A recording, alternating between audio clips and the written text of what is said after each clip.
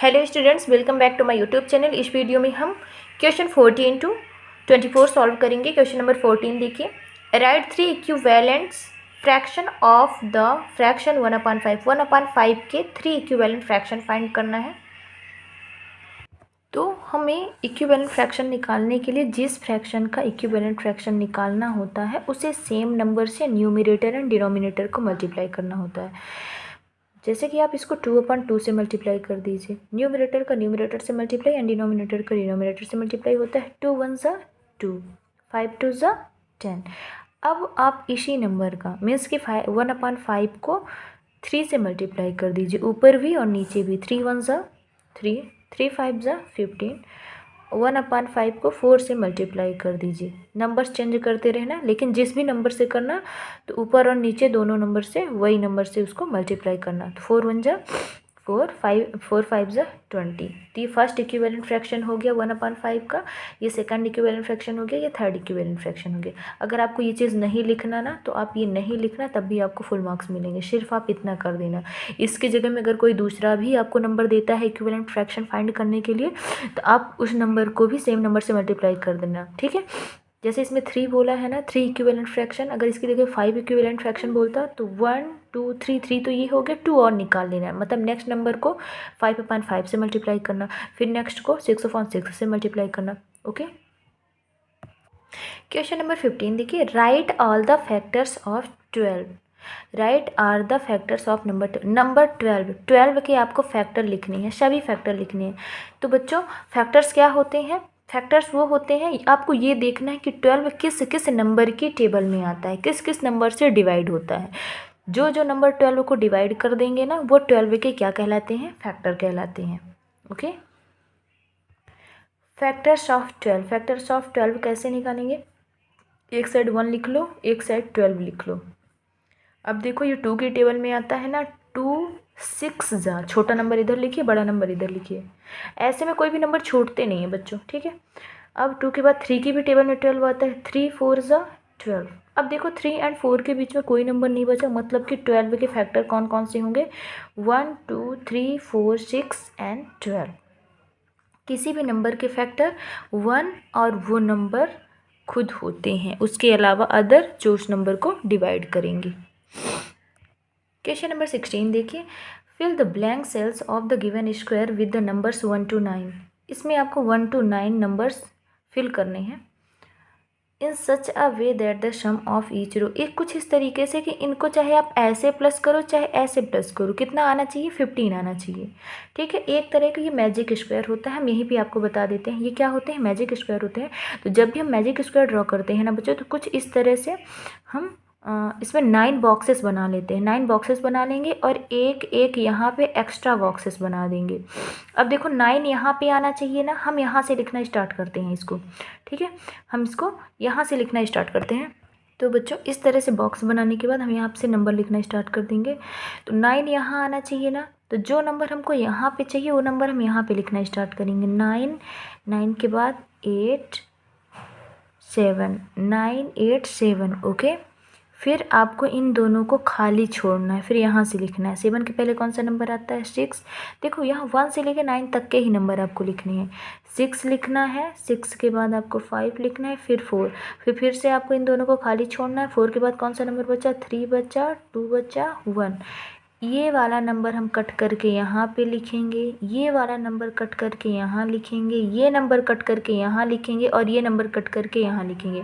देखो तो अब जो बॉक्स आपके सामने बचा है, ठीक है, ऐसे यहाँ पे क्या है? यहाँ पे आपका 9 आ रहा है, यहाँ पे आपका 5 है, यहाँ पे आपका 1 है, यहाँ पे 2 7 6 है, 2 7 6 है, यहाँ पे 4 3 8 है, 4 3 8 है। अब देखो यहाँ पे 3 आ रहा है, ये 5 आ रहा है और यहाँ पे 9 आ रहा है, बाकी ये नंबर्स। तो कह रहा चाहे इनको ऐसे प्लस करो तो कितना आना चाहिए? 15 आना चाहिए। देखो क्या है? 4 9 2, ठीक है। 4 9 2, 4 9 2 को प्लस करके देख लो 15 आ रहा कि नहीं आ रहा है। तो 4 और 2 6 हो गया, 6 को 9 में प्लस करेंगे तो 15। ऐसे यहाँ 3 5, यहाँ कौन सा नंबर आया है? 7 8 16816, इन सभी को भी आप प्लस करोगे तो कितना आएगा 15 ही आएगा। आप प्लस करके चेक कर लेना।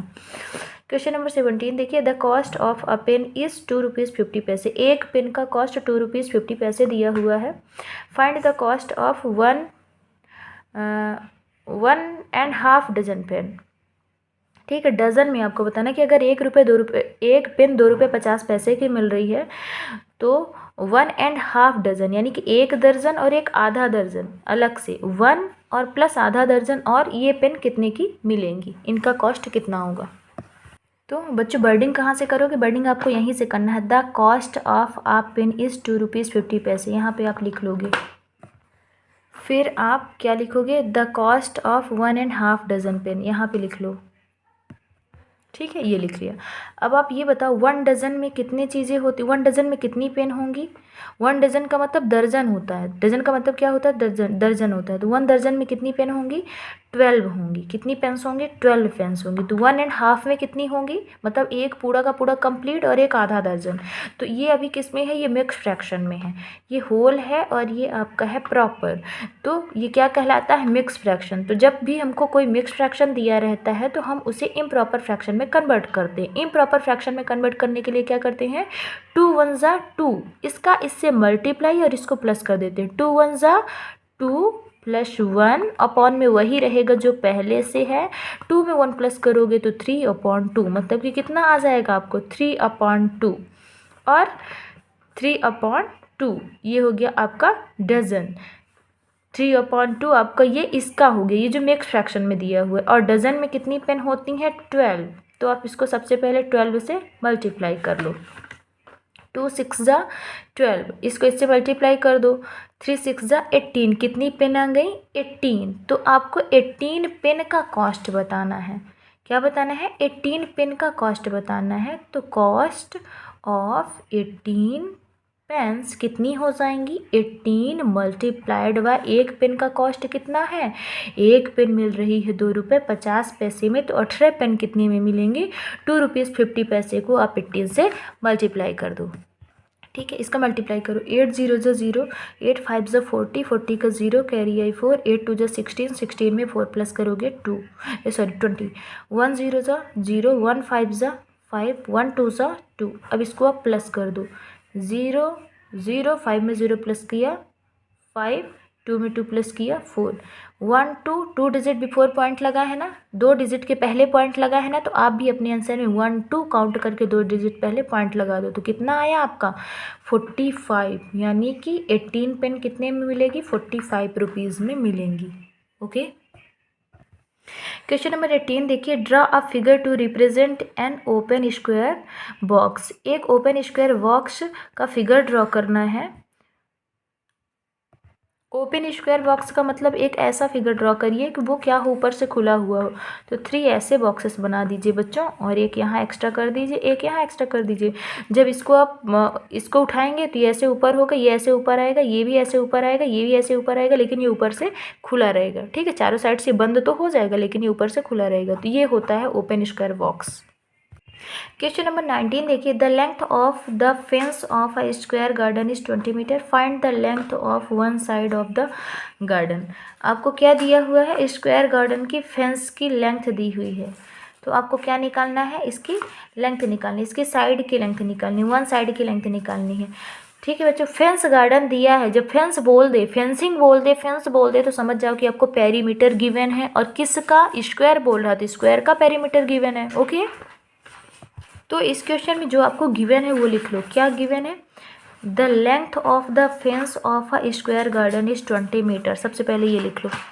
ठीक है, तो इसका मतलब क्या हुआ, जैसे कि अभी अभी हमने बताया कि फेंस या फेंसिंग दिया है तो समझ जाओ कि आपको क्या गिवन है, पेरीमीटर। तो पेरीमीटर कितना हो गया, इसका पेरीमीटर हो गया बेटा 20 सेंटीमीटर। है क्या ये स्क्वायर, तो स्क्वायर के पेरीमीटर का फॉर्मूला क्या होता है, 4 इंटू साइड। तो 4 इंटू साइड इक्वल टू कितना हो गया, 20। तो साइड क्या हो जाएगी, साइड इक्वल टू हो जाएगा 20, और ये इधर 4 मल्टीप्लाई में, इसको इधर ले आओगे तो डिवाइड में हो जाएगा। 20 को 4 से डिवाइड कर दो तो 4 5 से कितना आ जाएगा, 20। तो साइड कितनी आ गई आपकी, साइड आ गई बेटा 5 मीटर। ओके। क्वेश्चन नंबर 20 देखिए, a shopkeeper bought 4,525 oranges and kept them in 25 identical boxes. एक दुकानदार है, वो कितने ऑरेंजेस खरीदता है? 4,525 ऑरेंजेस वो खरीदता है और रखता कहाँ है? 25 आइडेंटिकल बॉक्सेस में रखता है। How many oranges will there be in each box? तो एक बॉक्स में कितने ऑरेंज आएंगे? तो इतने को आप इससे क्या करोगे बच्चों? डिवाइड कर दोगे। 4,525 को 25 से डिवाइड कर दोगे, आंसर आ जाएगा।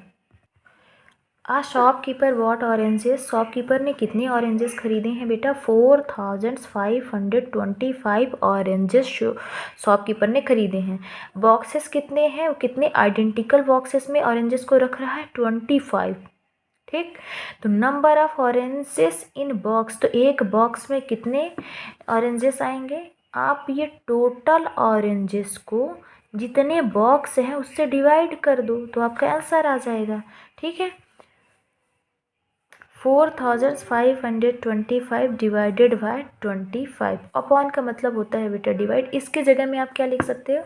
इसके जगह में आप ये भी लिख सकते हो कि 4,525 डिवाइडेड 25।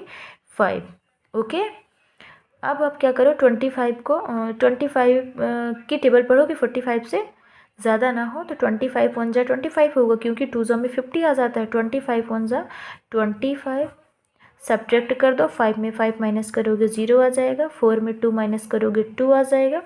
अब ये आपकी कैरी आ जाएगी। कितना हो गया? 202 हो गया।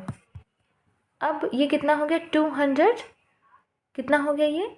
202। तो 25 4 जा 100, 25 8 जा होता है बेटा 200। ओके, ये यहाँ से 2 आ जाएगा और ये ठीक है 0।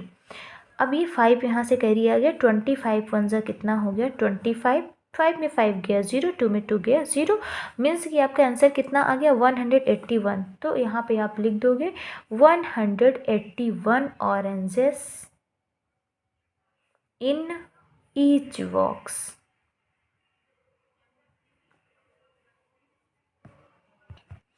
क्वेश्चन नंबर 21 देखिए, लॉन्ग आंसर है और ये वाले क्वेश्चंस कितने नंबर के हैं? 5 नंबर पे आएंगे। ठीक है, ये 5 मार्क्स के हैं। Draw the figure of angles of major right angle, more than right angles and less than right angles. ठीक है, इसमें right angles, more than right angles and less than right angles का आपको फिगर ड्रॉ करना है। तो बच्चों ये क्वेश्चन हमने चैप्टर में बहुत अच्छे से एक्सप्लेन किया है। अगर आपने वो वीडियो नहीं देखी है तो सबसे पहले आप वो वीडियो देखें तो आपका पूरा कॉन्सेप्ट क्लियर हो जाएगा। राइट एंगल ड्रॉ कैसे करेंगे? राइट एंगल क्या होता है बेटा? ऐसे सीधी लाइन पे बनता है। राइट एंगल कहाँ पे बनता है? सीधी लाइन पे। ठीक है, जिसकी मेज़र कितनी होती है? 90 डिग्री होती है। फिर यहाँ बोला है मोर than right angle. More then का मतलब होता है ज़्यादा। तो किससे ज़्यादा? राइट एंगल से ज़्यादा, मतलब कि 90 डिग्री से ज़्यादा। तो अभी इन दोनों के बीच की जो डिस्टेंस है, जो दूरी है, उसको अब बढ़ा दो। मतलब ये जो भी सीधी है इसको इधर से कर दो, है ना, कुछ इस तरह से। तो ये बन गया आपका मोर देन राइट एंगल। और लेस देन राइट एंगल क्या होता है? लेस देन का मतलब होता है बेटा कम। किससे कम? राइट एंगल से कम। तो ये जो साइड है ये राइट एंगल वाली, इस अभी ये जब एकदम सीधी है ये दोनों तो 90 डिग्री मतलब कि राइट एंगल। अगर ये थोड़ी इधर आ गई, जैसे कि ये हो गई, तो ये क्या हो गया? मोर देन राइट एंगल, क्योंकि इन दोनों के बीच की डिस्टेंस बढ़ गई। और जब इन दोनों के बीच की डिस्टेंस बढ़ जाती है तो मोर देन राइट एंगल कहलाता है।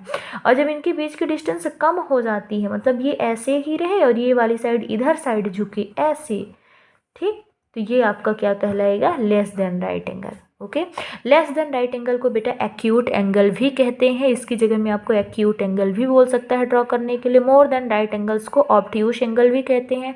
राइट एंगल तो also called right angle. Question number 22 देखिए, the length of a rectangular post card is 14 centimetre and its breadth is 9 centimetre. देखो एक रेक्टेंगुलर पोस्ट कार्ड है जिसकी लेंथ आपको 14 सेंटीमीटर गिवन है और विड्थ कितनी है? 9 सेंटीमीटर गिवन है। Find its area and perimeter. तो इसका एरिया एंड पेरीमीटर फाइंड करना है। ये है क्या? ये रेक्टेंगल है। यहाँ पे रेक्टेंगल की एरिया और रेक्टेंगल के पेरीमीटर की बात की गई है।